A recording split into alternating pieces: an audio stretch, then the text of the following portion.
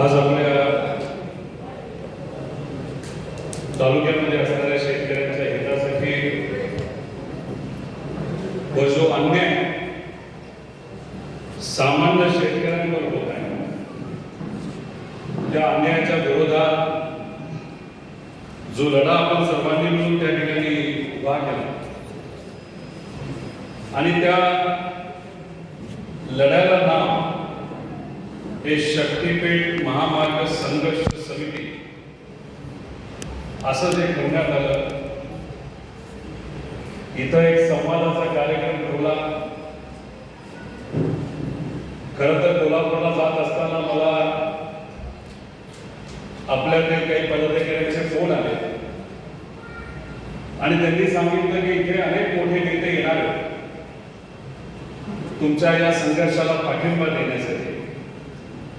तर त्यांनी विनंती केली की तुम्ही सुद्धा म्हणजे मी सुद्धा इथं येऊन आपला एक कार्यकर्ता म्हणून या संघर्षाला पाठिंबा द्यावा. जेव्हा सामान्य लोक लढत असतात आणि प्रामाणिक हितासाठी लढत असतात, प्रामाणिक मागण्यांसाठी लढत असतात, तेव्हा पवारांचा पाठिंबा हा आपल्या सर्वांना असतोच हे सांगण्यासाठी मी खरं तर इथं आलेलो आहे. थोड्या वेळाने या संघर्षामध्ये आपल्या बरोबर ज्यांनी साथ दिली असे राजू शेट्टी साहेब येणार, विश्वजित भैया सुद्धा येतील, जयंत पाटील साहेब आपल्याला पाठिंबा देण्यासाठी इथे येतील. त्याच्याच बरोबर या संघर्षामध्ये आपल्या बरोबर ॲडव्होकेट दीपक भाऊ लाड असतील, बाबा जाधव असतील, विक्रमभाऊ पवार असतील, शुभमभाऊ पवार असतील, रतनभाऊ पाटील असतील, सुधीरजी जाधव,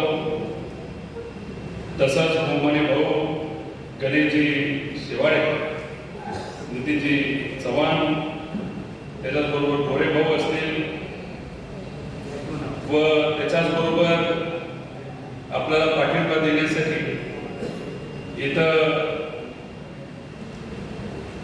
अरुण दादा लाड असतील, ते येतील, किरण भाऊ असतील, बरेच मान्यवर या ठिकाणी येणार आहेत. मी आपल्या सर्वांना एवढंच सांगेन की हा जो तुमचा लढा आहे तो तुमच्या सर्वांच्या हितासाठी आहेच,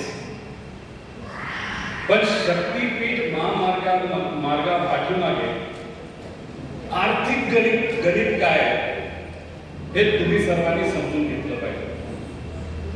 ठीक आहे, तुम्ही तुमच्या शेतीसाठी, तुमच्या हक्कासाठी लढता. शेतीवर आपलं घर चालतं, आपल्या घरासाठी चार पैसे आपल्या हातामध्ये येतात, त्याच्यामध्ये आपण मुला मुलींचं शिक्षण तिथं करतो, लग्न करतो. जर छपराचं घर असेल तर ते चांगलं पत्र्याचं असावं, पत्र्याचं असेल तर सिमेंटचं व्हावं. हे साधं स्वप्न मनामध्ये घेऊन तुम्ही सर्वजण कष्ट करत असता. एखादा महामार्ग नाहीतर एखादी बिल्डिंग नाहीतर कुठलीही वास्तू जर सरकार त्या ठिकाणी बांधत असेल तर तिथे असणाऱ्या शेतकऱ्यांना विश्वासात का घ्यावं लागतं? कारण का त्या जमिनीचे मालक हे सरकार नाही, त्या जमिनीचे मालक हे आमचे शेतकरी त्या ठिकाणी. तुम्ही म्हणाल सरकारला याच्यातून काय फायदा नाही? छोटी छोटी गणित मी तुम्हाला सर्वांना सांगतो. का तुम्हाला दुर्लक्षित केलं जातं? का शेतकऱ्यांना दुर्लक्षित केलं जातं?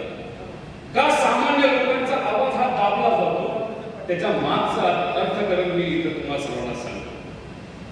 2023 ला या शक्तीपीठ महामार्गाची घोषणा झाली, बरोबर का नाही? किती हजार कोटीची घोषणा केली होती? 57,000 कोटी.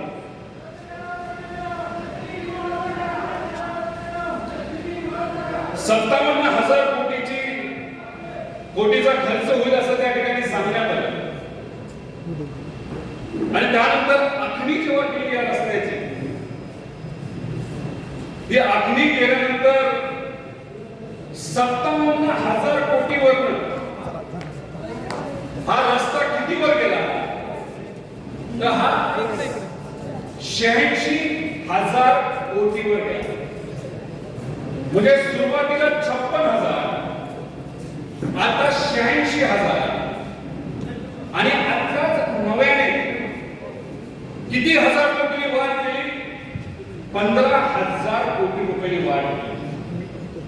म्हणजे हा जो रस्ता आहे तो किती हजार कोटीवर गेला? तर 1,00,000 कोटी रुपयावर हा रस्ता गेलेला आहे.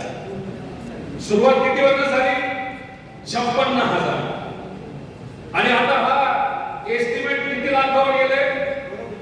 1,01,000 कोटी रुपये. आता सरकार तुम्हाला काय सांगणार? सरकार सांगणार की पूर्वी आम्ही जे काही नियोजन केलं होतं ते 806 किलोमीटरचं होतं आणि आता आम्ही त्याच्यामध्ये काही किलोमीटर वाढवलेलं आहे. म्हणजे 806 वरून 856 कोटीवर घेऊन गेलो. म्हणजे 40 किलोमीटर हे त्यांनी वाढवलं असं तुम्हाला सांगते. पण याचा आकडा जर बघितला, जेव्हा 86,000 कोटी रुपये या प्रोजेक्टची किंमत होती, 806 किलोमीटर होतं, तेव्हा प्रति किलोमीटर 106 कोटी रुपये लागणार होते. आणि आता ह्यांनी 1,01,000 कोटीवर मिळून 856 किलोमीटरचा रस्ता केला. प्रति किलोमीटर हा रस्ता कितीवर गेला? 117 कोटी रुपये. मग याच्यामध्ये आम्ही शेतकऱ्याला अजून 2 पट पैसे देऊ, अजून 4 पट पैसे देऊ, अजून 5 पट पैसे देऊ असं सांगितलं का? सांगितलं का असं? शेतकऱ्यांबद्दल काय सांगितलं? शेतकऱ्यांबद्दल एक सुद्धा शब्द त्यांनी काढला नाही. फक्त खर्च वाढवत चालले. खर्च का वाढवत चालले? कारण का त्यांना त्याच्यातून मलिदा खायचा आहे. काय खायचा आहे? मलिदा खायचा. हा मलिदा किती हजार कोटीचा माहितीये? हा मलिदा आहे 30,000 कोटी रुपयाचा.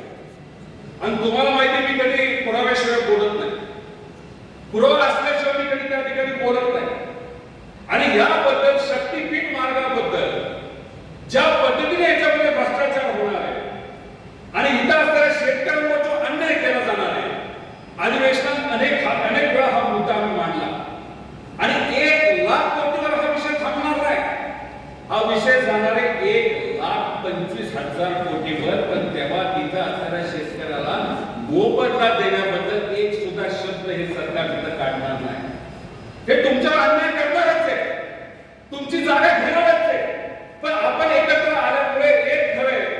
लोक जर एक आले तर किती कुणी अन्याय करण्याचा प्रयत्न केला तरी तुमच्या जमिनीला कुणी हात लावू शकत नाही जर तुम्ही आणि तो प्रामाणिक प्रयत्न हा या ठिकाणी तुम्ही सर्वांनी केला. तुम्ही म्हणा तुम्ही काय हरवले आपले सांगते. माझ्यावर विरोध सारख्या टप्प्याटप्प्याने त्या ठिकाणी होताना तुम्ही सर्वांनी बघितलंय. बरं उदाहरण घेऊ आपण. ह्याच्यात मी उदाहरण घेतो. हे घेतो उत्तर प्रदेशचं उदाहरण. नितीन गडकरी साहेबांनी नॅशनल हायवेच्या अंतर्गत 550 किलोमीटरचा रस्ता हा उत्तर प्रदेशमध्ये त्या ठिकाणी बांधला आहे. आता हा जो रस्ता किती पदरी आपला शक्तिमार्ग तुम्हाला माहिती आहे? किती पदरी रस्ता आहे?